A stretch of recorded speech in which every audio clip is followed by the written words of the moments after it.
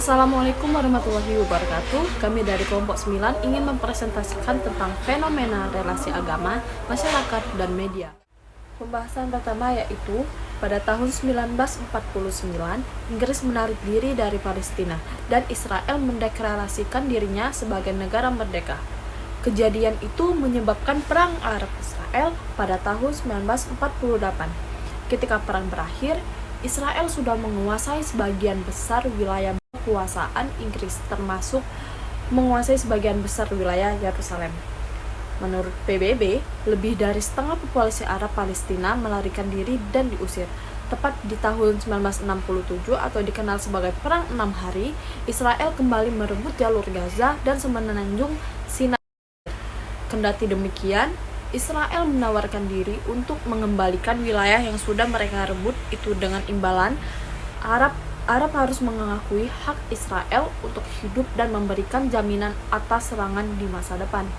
Namun, tawaran itu ditolak oleh para pemimpin Arab.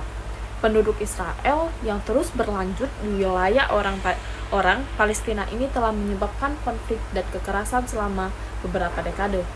Namun demikian, pemimpin arus utama Palestina masih menginginkan kesepakatan damai dan mencari solusi atas konflik dua negara. Keterkaitannya dengan agama, penduduk Israel yang notabene penganut agama Yahudi menganggap bahwa Yerusalem adalah tanah kelahiran mereka. Muslim Palestina menganggap bahwa ada tempat bersejarah yaitu Masjid Al-Aqsa, tempat Isra Miraj Nabi Muhammad. Yang kedua yaitu masyarakat banyak di daerah Palestina dikuasai oleh Israel. Saat ini PBB mengakui bahwasannya Yerusalem adalah ibu kota Israel. Yang ketiga yaitu media.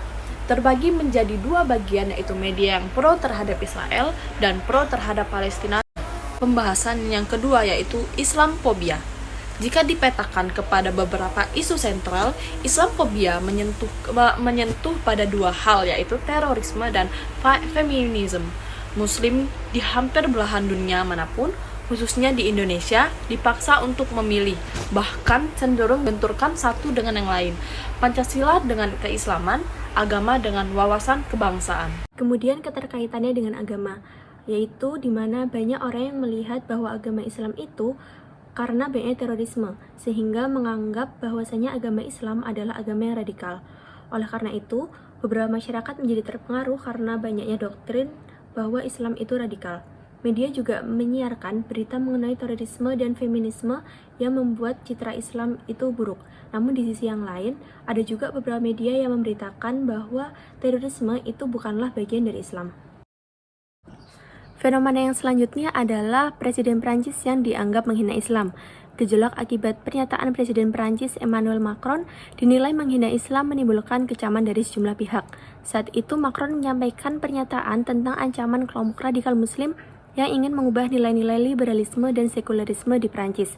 Tidak lama setelah menyampaikan pernyataan itu, sebuah tragedi terjadi pada 16 Oktober. Seorang guru sejarah di Prancis, Samuel Paty, dipenggal di daerah Erakni oleh seorang pemuda pendatang dari Chechnya bernama Abdullah Anzorov.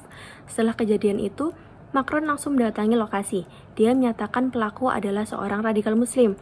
Dia menyebut Paty sebagai martir karena mengajarkan kebebasan untuk berpendapat.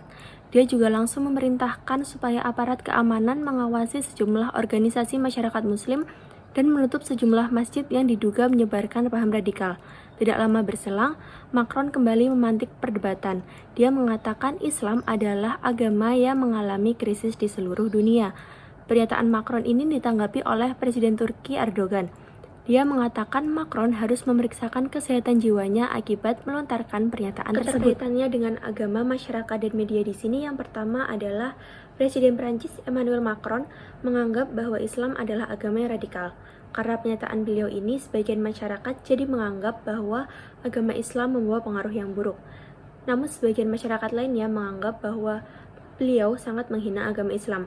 Kemudian banyak negara yang memboikot produk-produk dari Prancis karena pernyataan beliau.